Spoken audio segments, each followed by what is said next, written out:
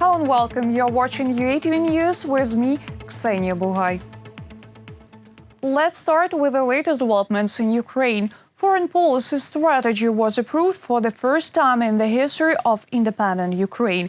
According to Foreign Minister Dmytro Kuleba, the document is very important.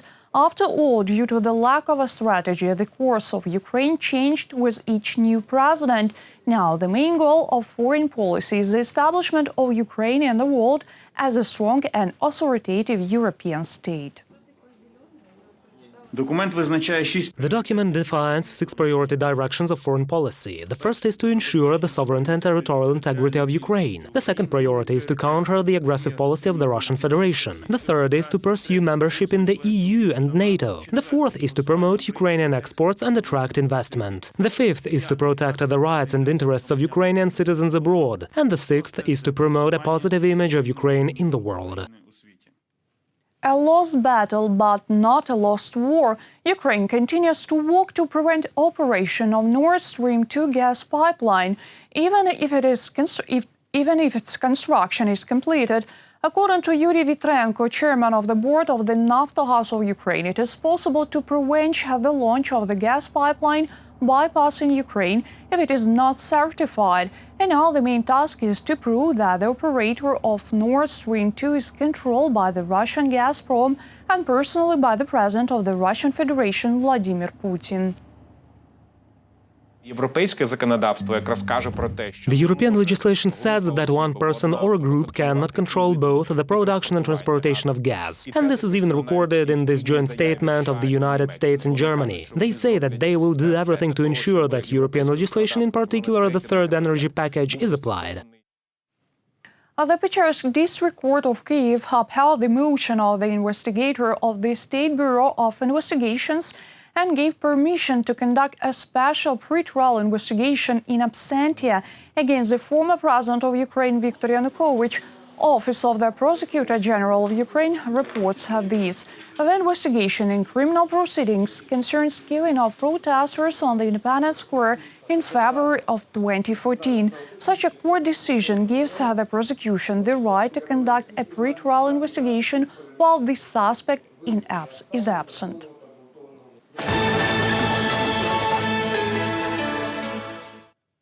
Another lie by the Kremlin. The shortage of potable water supplies in the Russia-occupied Crimea is now felt only by large enterprises, the agriculture sector and the military station in the steppe part of the peninsula, but not ordinary Crimeans. Russia's accusations against Ukraine regarding the water blockade were refuted by Deputy Minister of Ecology and Natural Resources of Ukraine. Before the occupation, the main source of water was the North Crimean Canal. Earlier, Russia tried, through the European Court of Human Rights, to force Ukraine to supply water to the temporarily occupied peninsula. However, Kyiv's position on this issue remains unchanged. Water will go to Crimea again only after the occupation. The first myth is that the territory adjacent to the administrative border with the mainland Ukraine is turning into a swamp due to the fact that all the ways are blocked in the Kherson region. Another myth is that the water that went to the Crimea enters the Black Sea and it becomes desalinated. Well, there are many myths. The reality is that as long as Crimea is in the occupied zone, as long as it is an occupied territory, water will not go there. It will not go there because this is an artificial structure. It is not a river, it is not natural. It does not fall under the Water Convention. We do not violate anything. And the most important thing is that the Crimea is absolutely provided with water for drinking needs, with its own potable water. Over the years of the occupation of Crimea, Russian security forces have put 105 people into prisons. 75 of them are Crimean Tatars. They are serving illegal sentences in inhuman conditions of Russian prisons. They may not survive until their release. Illegally imprisoned Uzair and Timur Abdullaevs are also among them. Our journalists also talked to their mother and studied this situation.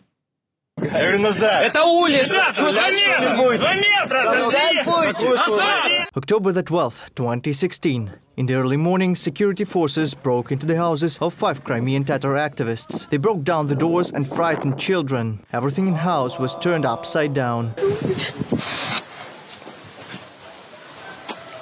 Teimur and Uzair Abdullayevs were among those arrested. They have traditionally been accused of terrorism by Russia. Without a single proof, the so-called court sentenced them to 13 and 17 years in prison respectively. 2 years later, they were transferred to penal colonies in the city of Salavat in Bashkortostan. One of my sons was sentenced to 17 years in prison, another to 13 years of imprisonment. They took them somewhere to Russia. This is a violation of the Fourth Geneva Convention. In general, the UN Assembly recognized the persecution of Crimean Tatars in Crimea. They repeatedly made a statement that it is discrimination and repressions. Nevertheless, Russia does not recognize any international rights. For 3 days in a row, Dilaria Abdullayeva held single pickets near the office of the President of Ukraine. Her goal is to draw attention to the fate of her children. I want the President, state authorities and government agencies to hear me. I want this issue to be raised at every single state event and diplomatic meeting. Every day spent in inhuman conditions in Russian colonies is a real challenge for political prisoners. Teimur has serious health problems. He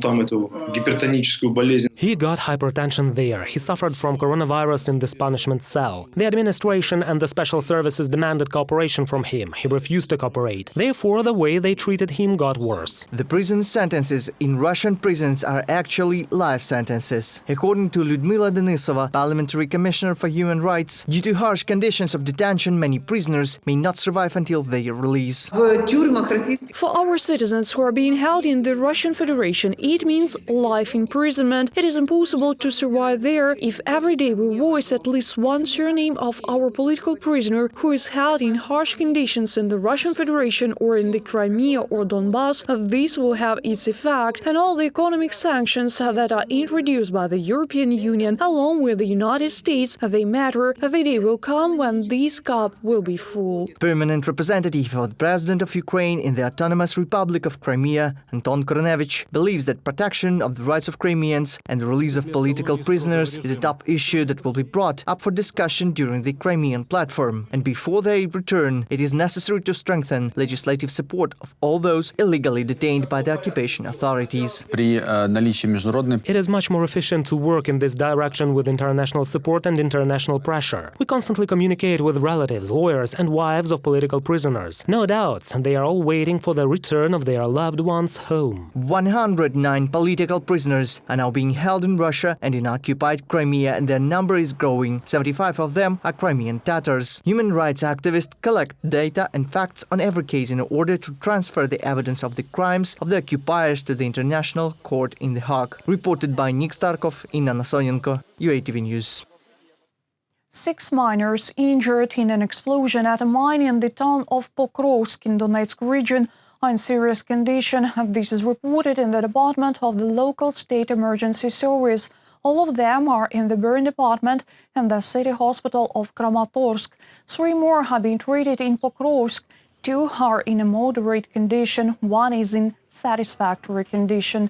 To remind, the explosion in the coal mine happened on July 31st. 1 person died. 265 new cases of coronavirus were recorded over the past day in Ukraine. 4 people died.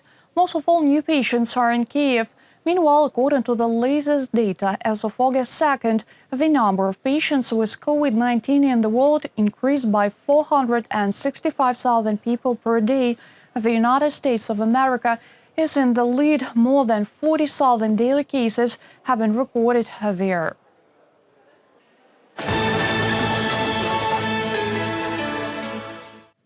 More than 150 events will take place throughout the country to celebrate the 30th anniversary of Ukraine's independence on August 24th. They will be united by the slogan, "You are the only one for me." The concept of celebrating the anniversary was presented at the forum Ukraine 30, Ukraine's Image Abroad. 10 main events will be held in Kiev. One of the most significant will be the Crimean Platform Summit. 29 countries have already confirmed their participation. The Minister of Foreign Affairs of Ukraine specified the main topics of the talks. На саміті, окрім основного засідання, Besides the general meeting of the heads of delegations, 4 thematic panels will be held. There we are going to discuss our further steps. Those are non-recognition of the annexation of Crimea, militarization of the Azov Black Sea region, ways of reintegration of Crimea through protection of human rights and steady development, as well as restoration of rights of the Crimean Tatar people. President of Ukraine Volodymyr Zelensky also spoke about the celebration of the anniversary of Ukraine's independence. According to him, the country will also host a summit of First Ladies and Gentlemen held by his wife, First Lady Elina Svitolina. Partners of the current head of states will meet in Kyiv on the eve of the Independence Day of Ukraine. Volodymyr Zelensky also said that he initiated the introduction of a new state award, the National Legend. Це нова державна нагорода. This is a new state award and a new tradition. Ukraine will respect its geniuses and applaud them when they need applause. They should always hear the applause for bringing glory under the blue and yellow flag.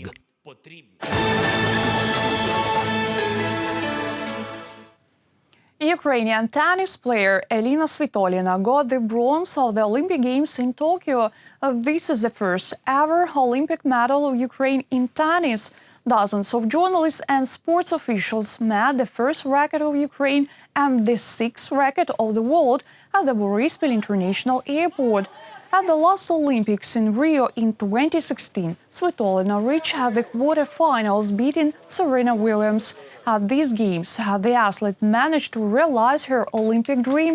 She dedicated the award to her native country. In general, the Ukrainian national team has already got 6 awards at the Tokyo Olympics, 1 silver medal and 5 bronze ones.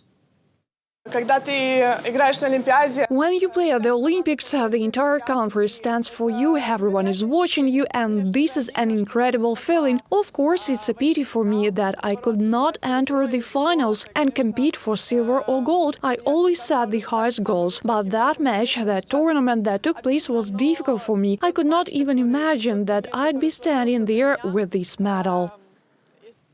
Andriy Shevchenko has left the position of the head coach of the Ukrainian national football team.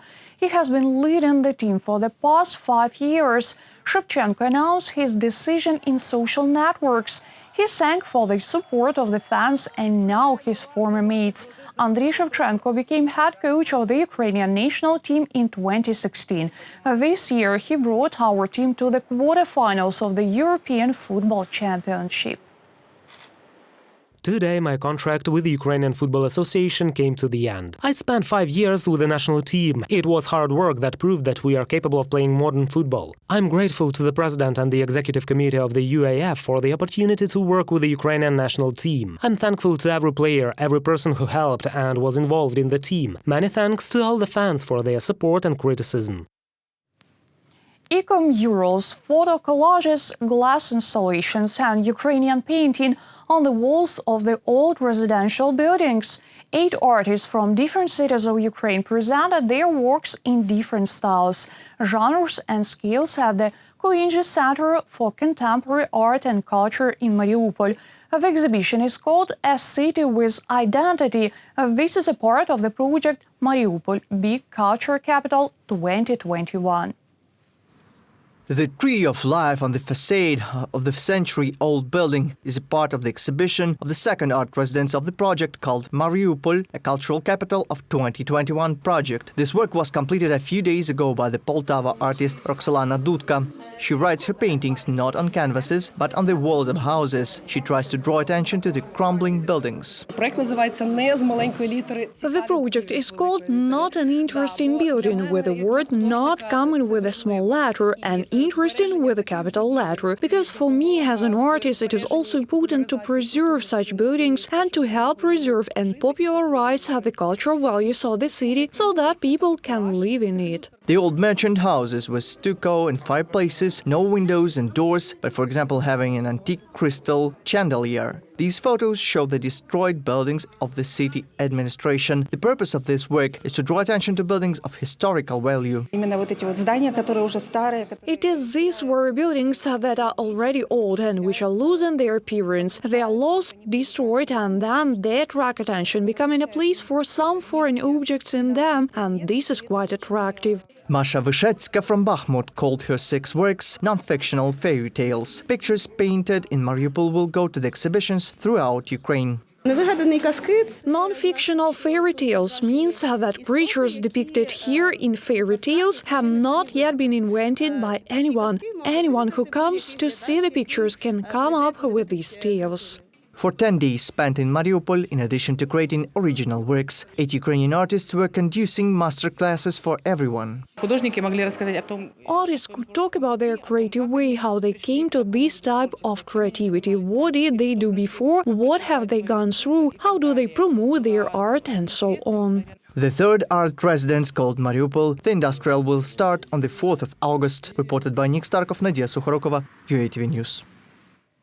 That was our final story for today. Thank you for watching. Stay tuned. More updates on our official website, YouTube, Facebook and Twitter pages.